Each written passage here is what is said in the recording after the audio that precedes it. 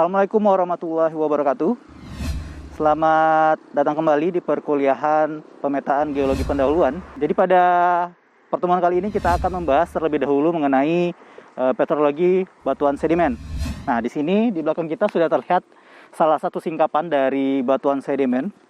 Jadi sebelum kita mengamati batuan sedimen itu sendiri, kita harus mengamati bagaimana kondisi singkapan itu dari jauh. Jadi di sini dapat terlihat bagaimana singkapan dari batuan sedimen itu sendiri. Jadi di sini terlihat dari jauh. Jadi secara garis besarnya kita lihat bagaimana bentuk-bentuk dari perlapisan yang ada di sini. Jadi dari perlapisan inilah nantinya kita akan deskripsi batuan sedimen itu sendiri. Jadi sini kita sudah mempunyai titik koordinat yang kita lihat melalui GPS. Nah, di sini dari koordinat ini dapat terlihat kalau misalnya kita berada di elevasi 131 meter dengan north dan northeast-nya adalah sekitar sini. Nah, inilah yang kemudian nanti kita akan catat di buku lapangan di sini. Koordinat kita berapa, terus jam berapa kita akan mengamati singkapan tersebut, serta tujuan dari kita mengamati singkapan tersebut. Nah, di sini jadi dapat terlihat kalau misalnya di belakang kita sudah ada gambaran singkapan itu sendiri. Nah, seperti yang ada di buku lapangan, nanti di bagian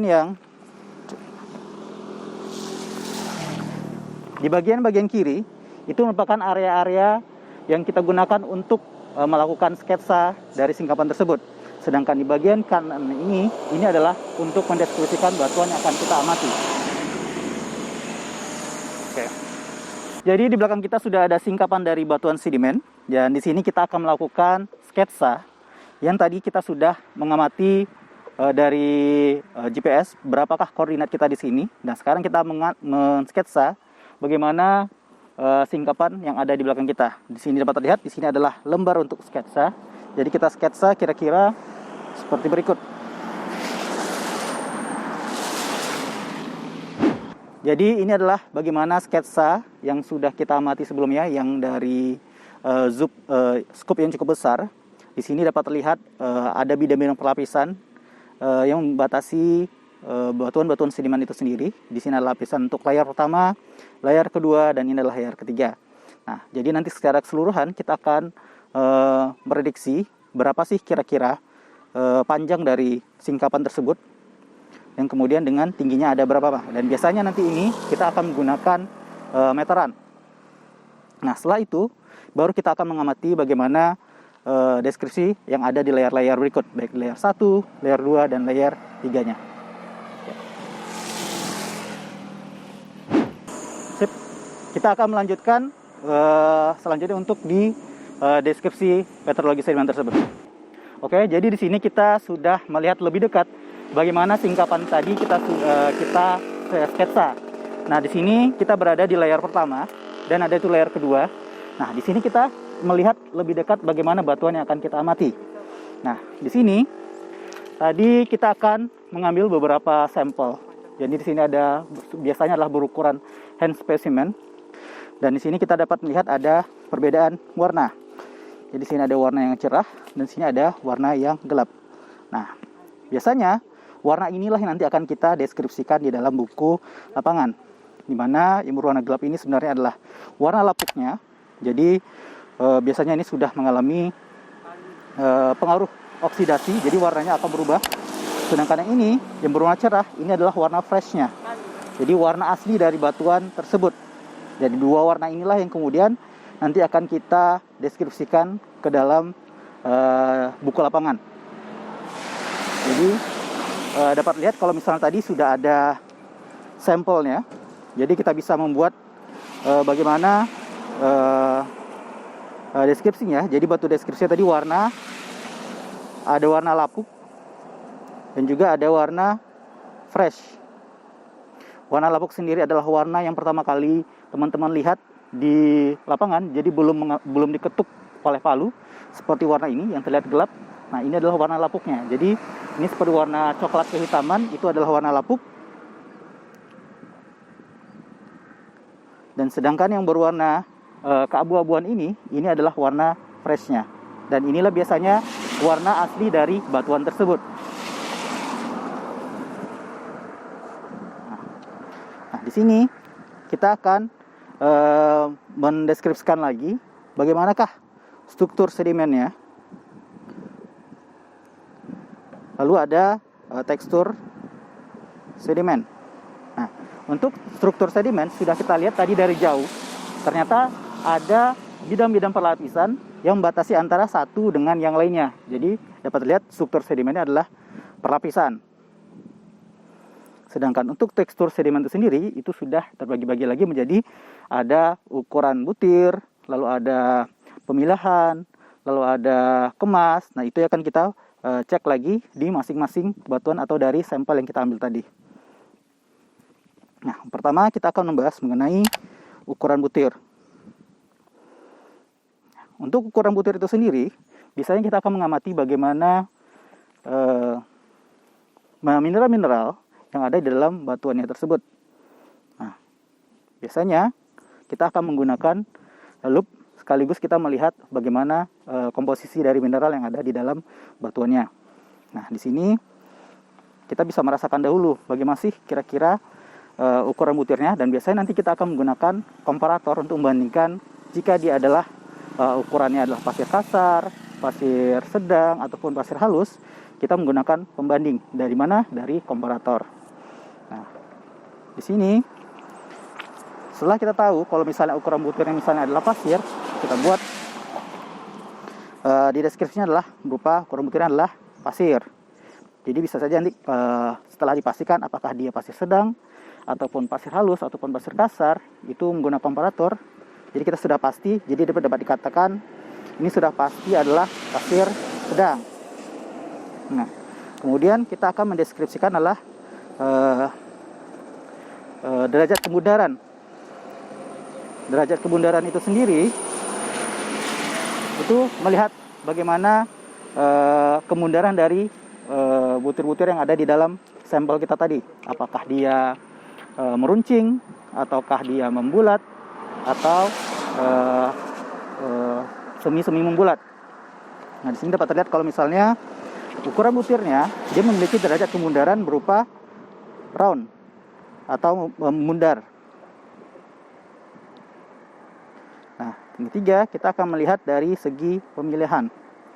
Pemilahannya kita lihat lagi, ternyata dia memiliki ukuran yang hampir sama. Jadi kalau misalnya dia hampir sama, berarti dia adalah terpilah baik. Nah, yang keempat adalah kemas. Nah, biasanya kalau dari sini kita melihat kalau misalnya dia memiliki terpilah baik, pasti ada rongga-rongga yang di sela-selanya itu agak celah, dan biasanya kita sebut adalah kemas terbuka. Kemudian kita akan melihat lagi bagaimana sih komposisi dari batuan yang kita amati tadi. Nah, untuk itu kita melihat komposisinya, kita harus menggunakan alat yaitu lup. Oke, kita lihat. Nah, ini adalah lup yang kita pergunakan. Jadi sini nanti kita akan melihat bagaimanakah komposisi-komposisi yang ada di dalam batu sedimen berikut.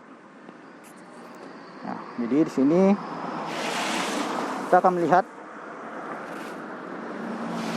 bagaimana komposisinya. Nah, di sini dapat terlihat ada mineral kuarsa, lalu ada diselipi dengan mineral hornblende.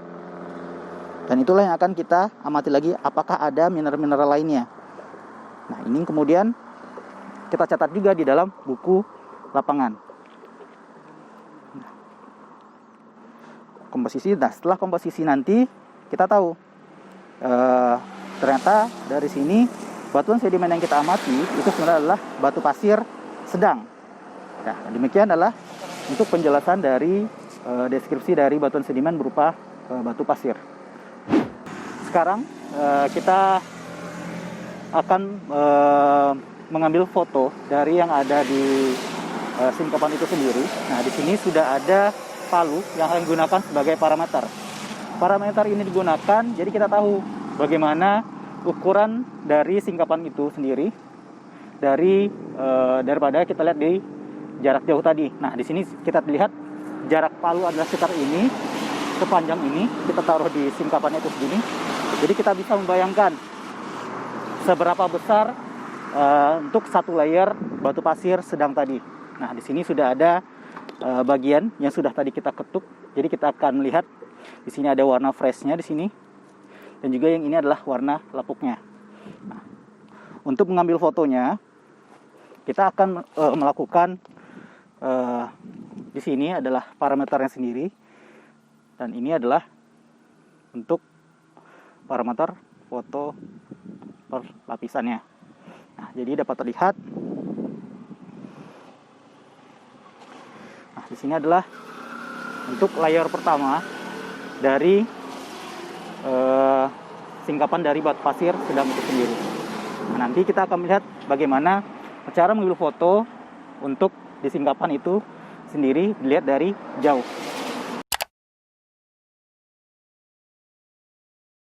Nah, jadi ini adalah bagaimana singkapan dari batu pasir sedang tadi yang kita amati, dan inilah bagaimana tampilan dari jauh. Jadi terlihat bagaimana ada bidang perlapisan 1, perlapisan 2, dan perlapisan 3.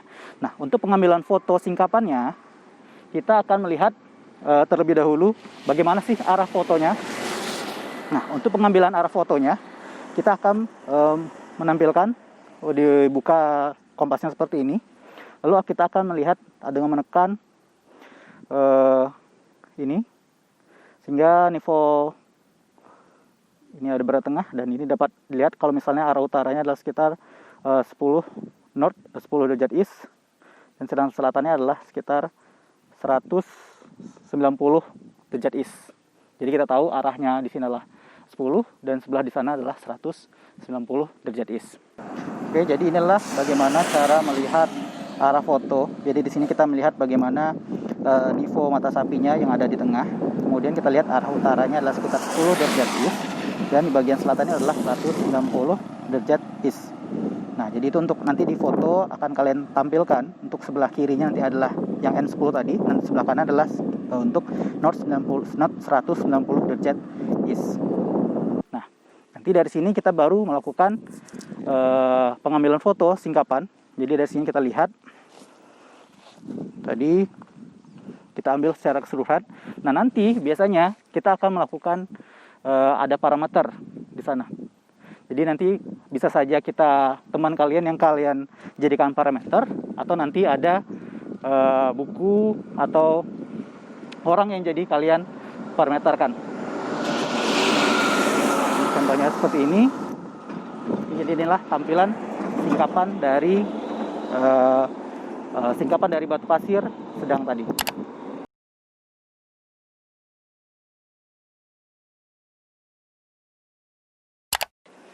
Oke, selamat datang kembali di materi petrologi.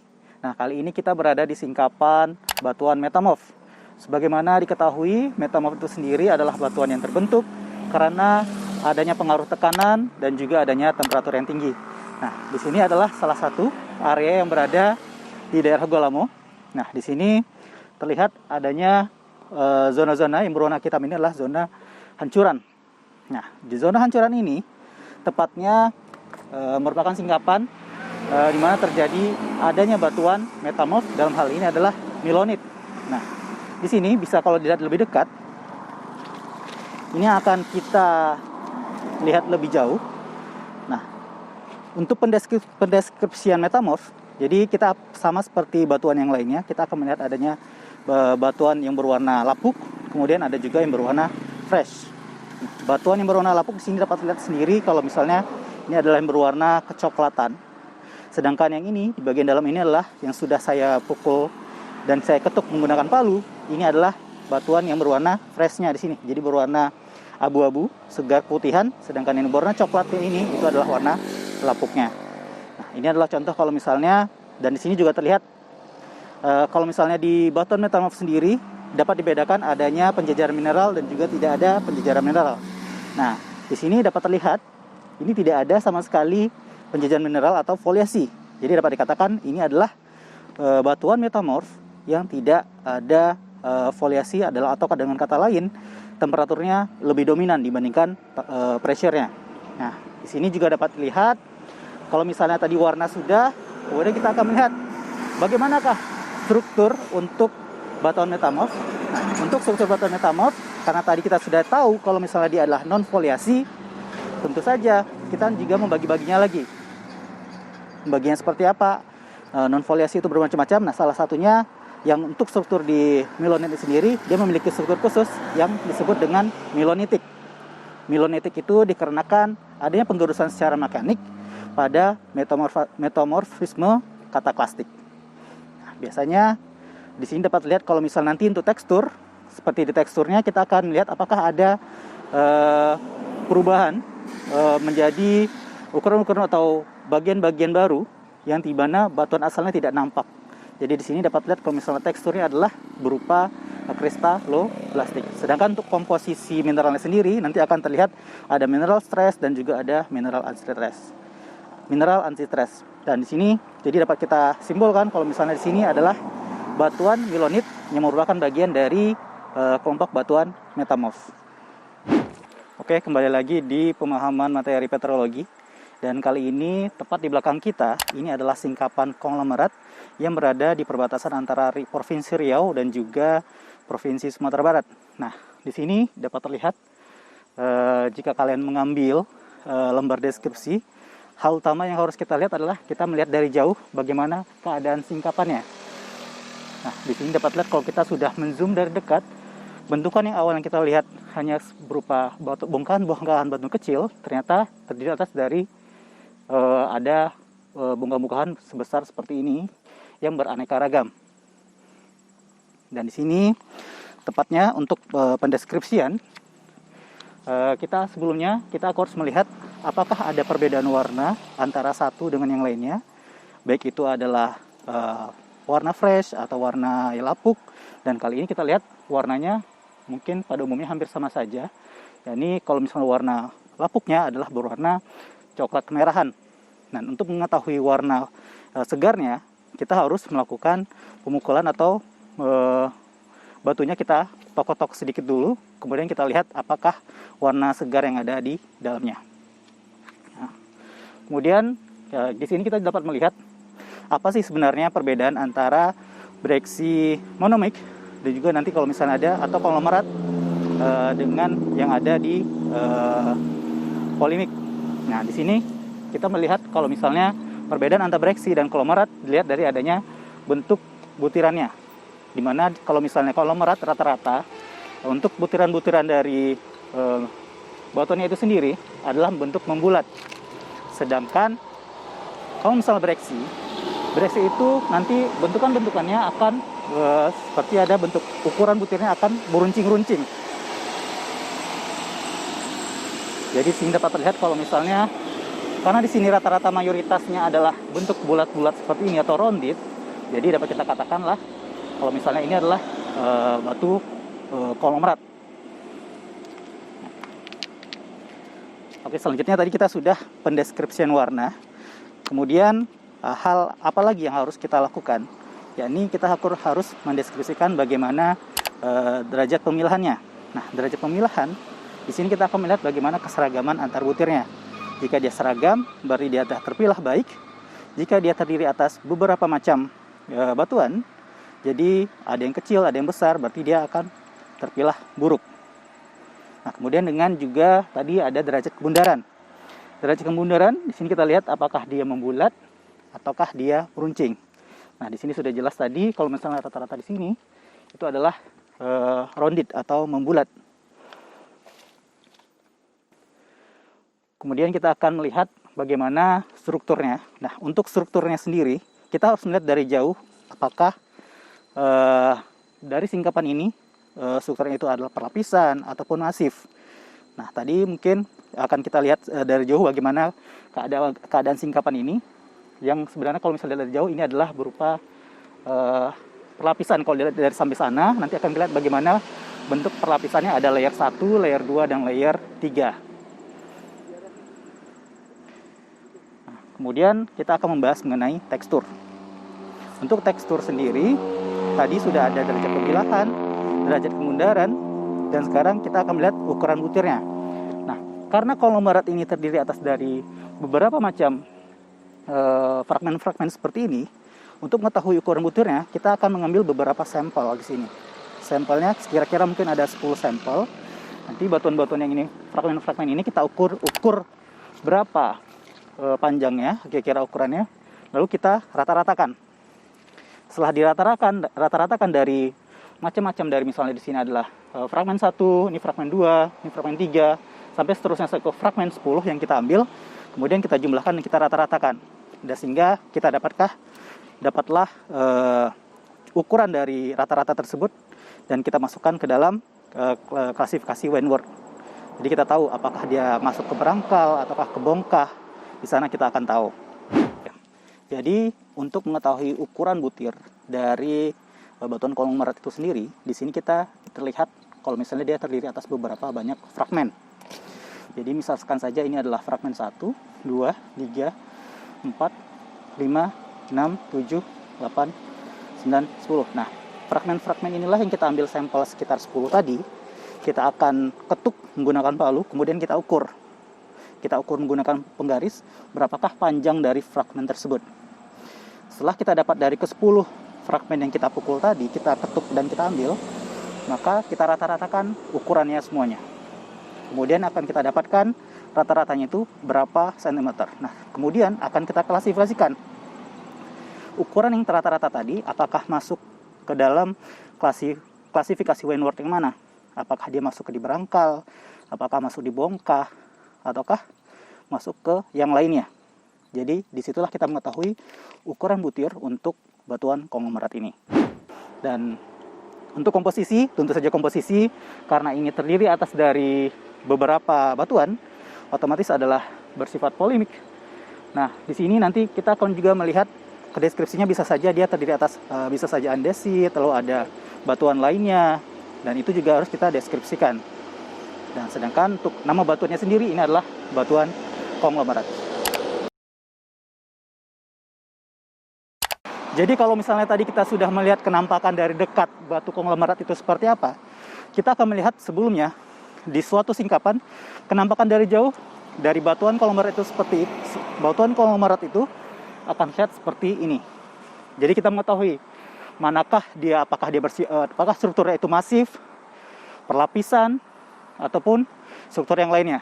Nah, jika dilihat dari jauh, kelihatan kalau misalnya antara bagian satu dengan bagian lain itu ada bidang perlapisannya. Nah, di sanalah kita tahu kalau misalnya dia memiliki penerusan, jika diteruskan secara lateral, maka dia akan masih berlanjut ke arah sana, dan bisa saja dia masih berlanjut ke berbukitan di sebelah sana. Nah, jadi dapat terlihat ada salah satu asisten yang menjadi parameter untuk kenampakan singkapan dari konglomerat. Jadi bisa dibayangkan bagaimana seberapa besar kenampakan dari singkapan batuan konglomerat ini.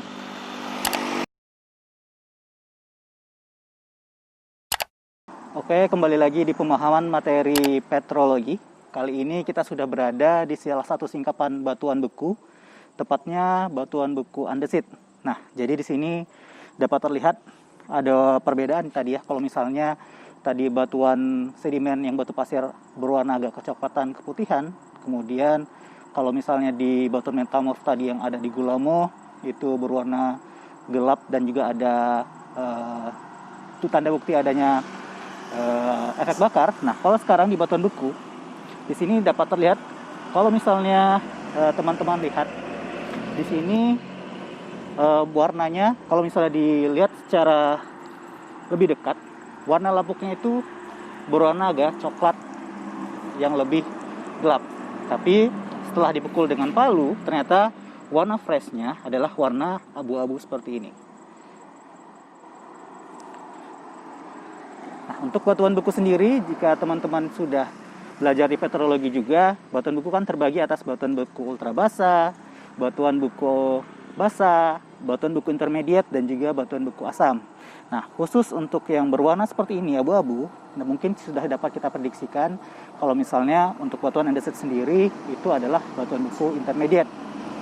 Nah, perbedaannya antara plutonik dan vulkanik, biasanya untuk plutonik itu sendiri material-material atau ukuran-ukuran butirnya dari mineral tersebut biasanya kalau plutonik dia lebih besar-besar. Nah, sedangkan kalau misal vulkanik biasanya bersifat vanerik halus atau sampai dengan avanitik, tidak bisa dilihat oleh mata. Nah, khusus untuk di sini mungkin kita akan menjabarkan bagaimana melakukan pendeskripsian batuan beku, khususnya di batuan andesit ini sendiri. Nah, untuk pendeskripsiannya, tadi kita sudah melakukan kalau warna lapuhnya adalah warna coklat, kemudian warna segarnya adalah abu-abu. Nah, kemudian kita untuk di batuan beku, kita akan melakukan deskripsi berupa struktur. Nah, kalau struktur, kita harus melihat bagaimana kenampakan secara keseluruhan. Nanti kita akan lihat bagaimana kenampakan singkapannya dari jauh untuk mengetahui strukturnya. Tapi kalau sekarang saya akan kasih tahu kalau misalnya ini adalah strukturnya adalah masif. Nah, kalau misalnya dari tekstur sendiri, itu adalah bagaimana kenampakan ukuran butir. Nah, di sini pertama yang akan dilihat adalah berupa derajat kristal. Nah, di sini kita dapat membedakan kalau misalnya untuk batuan andesit sendiri ini adalah holokristalin karena dia terdiri atas beberapa kristal. Dan kemudian kalau misalnya teman-teman mendapatkan ada hipokristalin atau holohyalin, itu tergantung bagaimana untuk ukuran-ukuran kristal yang ada dalam batuan tersebut. Nah, tapi khusus untuk di andesit sendiri itu adalah holokristalin. Kemudian ada juga untuk deskripsi dari tekstur itu sendiri adalah bentuk kristal. Nah, untuk bentuk kristal kita bisa membedakan ada euhedral, terus ada subhedral, dan juga ada anhedral. Nah, euhedral kalau misalnya kenampakannya itu adalah sempurna, lalu kalau subhedral dia sebagian, dan kalau misalnya anhedral dia tidak sempurna. Nah, di sini kita juga bisa melakukan bagaimana relasi. Jadi kenampakannya antara satu butir dengan yang lain. Relasi itu kalau misalnya ukuran butirnya seragam, itu biasanya kita sebut juga sebagai equigranular. Nanti akan terbagi atas vanadiomorfik, kemudian ada pipidiomorfik, dan juga ada allotiomorfik. Nah, di sini dapat terlihat kalau misalnya dia nanti adalah seragam, ya, kemudian ukurannya saling beraturan, biasanya dia adalah equigranular dan vanadiomorfik granular. Dan untuk di sini batuan andesit karena dia adalah vulkanik, otomatis dia bersifatnya biasanya ukuran butirnya adalah avanitik karena dia biasanya berukuran lebih halus dan tidak dapat dilihat oleh mata. Nah, jadi nanti kalau misalnya karena dia tidak bisa dilihat oleh mata, maka mineral-mineralnya tentu juga kita susah juga mendeskripsikannya. Tapi kecuali kalau misalnya nanti teman-teman mendapatkan batuan beku plutonik, di situ dapat terlihat jelas. Jadi nanti komposisi mineralnya apa saja kita bisa tahu kalau misalnya di plutonik. Tapi kalau di avanitik kita akan sulit membedakan antara satu mineral dan mineral lainnya apa. Untuk pendeskripsian batuan beku, khususnya di sini adalah contoh untuk singkapan di andesit. Kita dapat melihat bagaimana warna batuan tersebut. Untuk warna kita melihat dari untuk warna dapat kita lihat dari adanya warna segar yang di sini yang sudah kita pukul dengan palu. Kemudian ada juga warna lapuk yang ada di bagian atasnya ini. Jadi terlihat perbedaan. Yakni di atasnya ini warnanya bersifat agak kecoklatan, sedangkan di dalam ini warna segarnya itu berwarna keabu-abuan. Nah, jadi nanti teman-teman bisa membedakan kan antara warna segar dan warna lapuknya. Kemudian untuk derajat kristalisasi, nanti teman-teman harus menggunakan lup bagaimana melihatnya, apakah dia euhedral, subhedral, ataupun dia anhedral.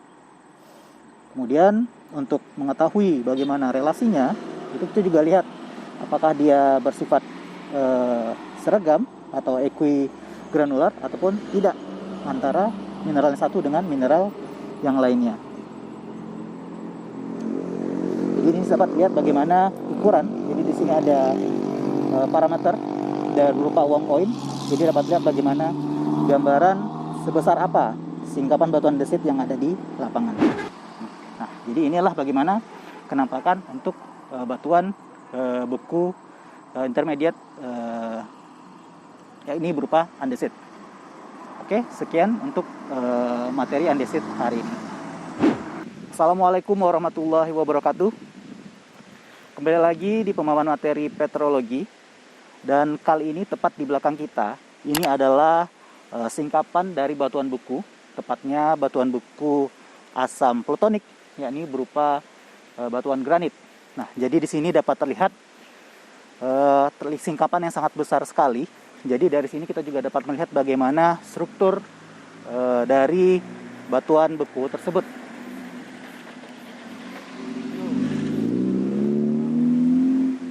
Nah, dari singkapan seperti ini dapat terlihat kalau misalnya singkapan ini untuk batuan granit tersebut adalah masif karena tidak terlihat adanya layer. Jadi benar-benar suatu singkapan yang besar tanpa ada suatu kelainan dari perlapisan normal. Nah, nanti kita akan melihat bagaimana deskripsi untuk batuan granit tersebut. Seperti biasa, dalam melakukan suatu deskripsi batuan, hal pertama yang kita amati adalah warna. Nah, di sini dapat terlihat adanya warna lapuk dan juga ada warna segar. Warna lapuk adalah warna yang berada di paling luar dan biasanya itu sudah bercampur dengan yang lain. Bisa saja karena dia ada pengaruh suhu ataupun dengan adanya pengaruh-pengaruh dari faktor eksternal seperti air, sehingga warnanya menjadi lebih lapuk. Dan sedangkan warna segarnya itu berasal dari batuan itu sendiri. Jadi di sini kita harus memukul batuan tersebut agar mendapatkan warna asalnya. Nah, di sini kita dapat lihat jika warna lapuknya adalah berwarna coklat kemerahan dan kemudian ada batuan yang sudah dipukul menggunakan palu ini adalah warna-warna segarnya. Nah, jadi di sini dapat terlihat kalau misalnya ini yang sudah diambil sampel ya setelah dipukul dengan palu. Nah, jadi di sini dapat lihat bagaimana mineral-mineralnya. Nah, untuk batuan beku itu sendiri, jika batuan-batuannya berukuran besar seperti ini, biasa kita akan tahu apakah dia plutonik ataukah vulkanik. Nah, kalau plutonik pasti akan terlihat butiran-butiran mineral yang sebesar ini. Beda dengan full andesit yang kita lihat di sebelumnya, karena dia bersifat vulkanik, otomatis dia akan avanitik atau tidak dapat terlihat oleh mata. Nah, di sini kita sudah tahu kalau misalnya warna segar dan juga warna lapuknya. Kemudian kita juga lihat bagaimanakah warnanya dari batuan ini. Nah, biasanya kalau dia berwarna cerah, kita akan bisa mendapatkan satu kesimpulan lagi kalau misalnya batuan beku tersebut adalah bersifat asam. Nah, itulah jadi ciri tanda kalau ini adalah batuan granit, karena batuan granit sendiri itu merupakan adalah batuan asam plutonik. Nah, tadi kita sudah membahas tentang warna. Sekarang kita akan membahas mengenai derajat kristalisasi yang merupakan bagian dari tekstur. Karena kalau struktur sendiri kita tahu dia sudah masif, kita lihat dari jauh. Nah, kalau dari dekat kita akan melihat bagaimana tekstur dari kenampakan batuan di dalamnya ini. Untuk tekstur, hal pertama yang harus kita amati adalah derajat kristalisasi. Nah, kita tahu kalau derajat kristalisasi itu terbagi 3. Ada holokristalin, holohialin, dan juga ada hipokristalin. Nah, kalau di sini karena terdiri atas rata-rata adalah kristal, berarti dia kita dapat simpulkan kalau misalnya derajat kristalisasinya adalah holokristalin. Nah, berikut pula dengan derajat granularitas. Derajat granularitas ini lebih mengarah kalau misalnya di batuan sedimen adalah ukuran butir. Nah, di sini dapat terlihat karena dia ukurannya besar-besar dan dapat dilihat oleh mata, maka dapat disimpulkan dia adalah faneritik. Yang kemudian kita menggunakan lagi, kita melihat bagaimana ukuran-ukuran butirnya. Apakah dia fanerik halus, fanerik sedang, atau fanerik kasar. Dari situ kita dapat simpulkan kalau misalnya ini salah satunya adalah fanerik sedang. Nah, itu untuk derajat granularitas dan juga derajat kristalisasi. Berikutnya adalah bentuk kristal. Bentuk kristal di sini dapat terlihat bagaimana bentuk-bentuk butirannya. Di sini terlihat seragam dan sempurna, maka dapat dikatakan dia adalah euhedral. Kemudian untuk relasinya karena dia seragam, otomatis dia adalah berupa vanadiomorfik equigranular.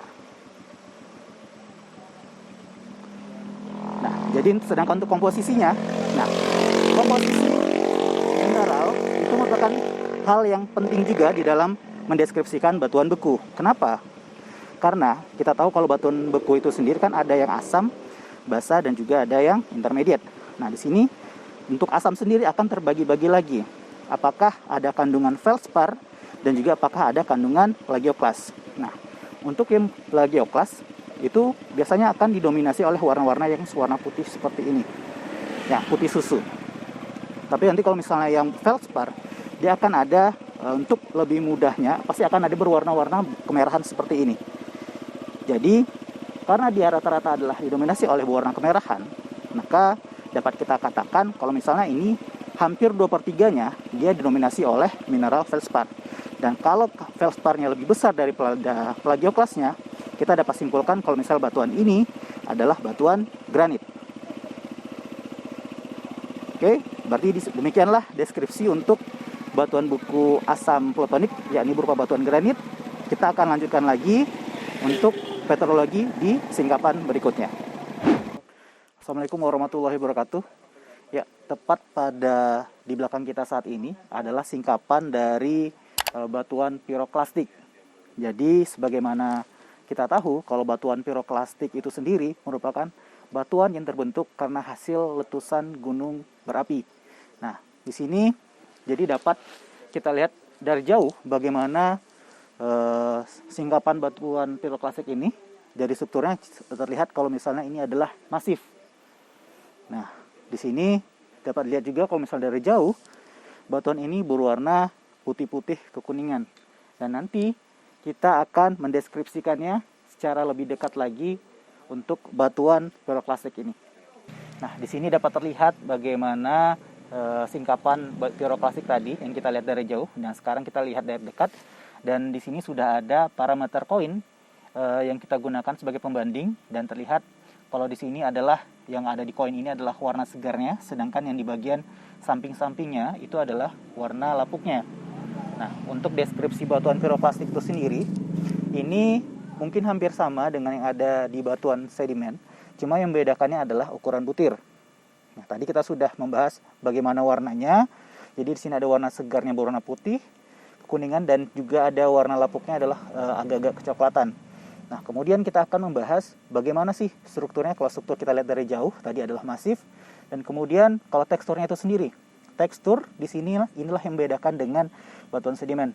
Di mana untuk tekstur batuan piroklastik, untuk ukuran butirnya itu terbagi nanti akan ada blok atau bom, lalu ada juga lapili, dan juga ada debu. Nah, untuk jenis sampel yang di sini kita akan dapat melihat kalau misalnya, nah di sini dapat terlihat sudah seperti halus-halus materialnya. Nah, ini ukurannya adalah berupa debu atau es.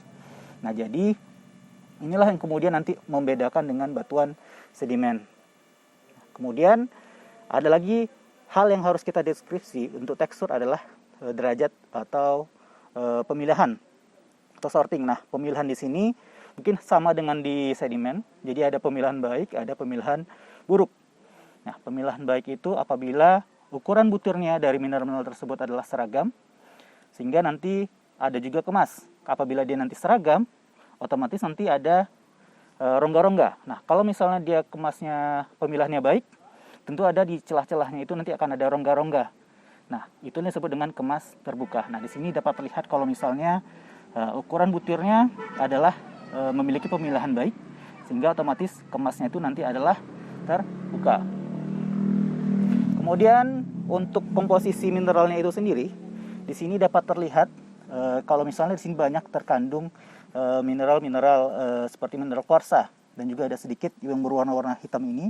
Mungkin itu dapat dideskripsikan sebagai mineral hornblende atau mineral mica. Dan di sini jadi dapat kita simpulkan kalau misalnya ini adalah batuan tuf yang merupakan jenis dari batuan piroklastik. Baik, sekian adalah untuk deskripsi batuan piroklastik. Oke, pada kali ini kita berada di salah satu singkapan batuan sedimen klastik. Tepatnya kita akan membuktikan apakah ini karbonatan atau tidak. Nah, karena kita tahu kalau misalnya batuan sedimen sendiri itu terbagi atas batuan karbonat, batuan karbonat dan juga non karbonat. Nah, di sini tepat di belakang kita adalah batuan sedimen karbonat plastik. Nah, di sini untuk membuktikan kalau misalnya batuan ini adalah batuan karbonat, kita akan menggunakan salah satu alat bantu, yakni adalah HCl. Di sini kita akan melihat apakah batuan ini benar-benar karbonat ataukah tidak. Nah, adanya jos-jos seperti ini adalah sebagai tanda bukti kalau misalnya batuan ini adalah karbonat yang notabene-nya sendiri dapat dikatakan komposisinya adalah mengandung hampir 70 atau lebih CaCO3. Nah, untuk struktur sedimennya dapat terlihat kalau misalnya di sini adalah masif, mana tidak ada kelainan sama sekali dan benar-benar tidak tampak adanya kelainan. Dan di sini nanti kita akan mendeskripsikan apakah mulai dari warna hingga tekstur yang kemudian akan kita tentukan dia termasuk batuan gamping jenis apa. Nah, ini adalah sampel dari batu gamping tadi yang sudah kita pukul dengan palu, dan jadi dapat terlihat kalau misalnya di sini bagaimana komposisi mineral yang ada di batuan tersebut. Nah, di sini kita akan mendeskripsikan terlebih dahulu mengenai warna. Nah, warna tadi adalah warna lapuknya, kita lihat dia adalah berwarna abu-abu. Sedang di sini juga adalah warna segarnya, ini juga hampir sama dengan warna abu-abu juga. Yang kemudian dapat kita lihat juga bagaimana ukuran butirnya. Nah, di sini dapat terlihat dari ukuran butirnya sini kira-kira adalah sekitar berukuran pasir halus hingga sedang di sini. Dan juga di sini dapat terlihat juga bagaimana pemilihannya. Nah, pemilihan di sini dapat terlihat kalau misalnya adalah pemilihannya baik, sehingga di sini adalah rata-rata hampir ukuran mineralnya itu adalah seragam. Dan kemudian karena pemilihannya baik, tentu saja nanti ada rongga-rongga di antara butir-butirnya sehingga kemasnya adalah kemas terbuka. Kemudian kita juga melihat untuk tekstur itu sendiri adalah apakah derajat kemundarannya seperti apa. Di sini dapat lihat ada yang berkilat-kilat seperti ini. Nah, itu adalah mineralnya. Nah, jadi di sini rata-rata untuk derajat kemundarannya itu adalah rounded atau membundar. Kemudian bagaimana dengan komposisinya? Nah, untuk komposisinya ini dapat terlihat jika di sini untuk karbonat itu sendiri akan terbagi atas alochem, nitrit, dan juga ada sparit. Untuk alochemnya sendiri mungkin akan ada mineral-mineral berupa kalsit. Selalu ada juga mikrit. Mikrit itu adalah mineral yang lebih kecil daripada alochemnya. Nah, itu bisa saja kalsit juga yang lebih kecil ataupun nanti mineral lain. Dan juga adalah sparit. Sparit itu adalah semen yang mengikat antara satu butir dengan butir lainnya. Dan juga di sini dapat terlihat ada bagian-bagian yang seperti ada bulat-bulat kecil ini. Nah, itu adalah fosil Pelecypoda, yang kemudian nanti inilah apabila nanti disayat akan melihat bagaimana penampakan forum-forumnya. Oke. Nah, jadi nanti dari sini dapat kita deskripsikan kalau misalnya batuan ini adalah batu gamping berfosil.